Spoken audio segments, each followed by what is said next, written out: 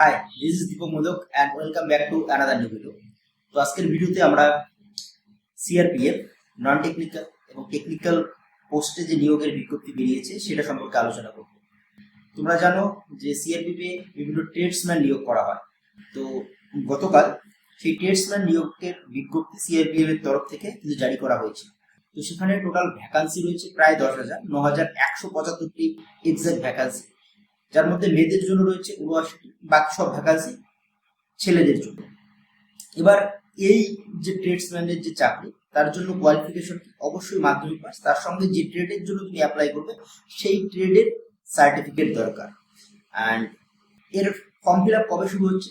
Form fill up শুরু হচ্ছে এই মাসের 20 তারিখ থেকে এবং সামনের মাসের 19 তারিখ পর্যন্ত এই ফর্ম ফিল আপ চলবে। এবং এর জন্য যে হাইট সেটা হতে হবে 170 সেন্টিমিটার সবার জন্য, শুধুমাত্র এসসি এবং এসটিদের জন্য 162.5 সেন্টিমিটার, বাকি ফিমেলদের জন্য 157 সেন্টিমিটার হাইট লাগবে। এবং রানিং হবে কতটা? রানিং হবে ছেলেদের জন্য 5 মিনিটে 24 কিলোমিটার অ্যান্ড মেয়েদের জন্য 1.6 কিলোমিটার ইন 5 মিনিটস। বাকি সমস্ত যে ডিটেলস রয়েছে সেটা নোটিফিকেশনে রয়েছে। নোটিফিকেশনের যে লিঙ্ক সেটা আমি এই ভিডিওর কমেন্ট সেকশনে দেব।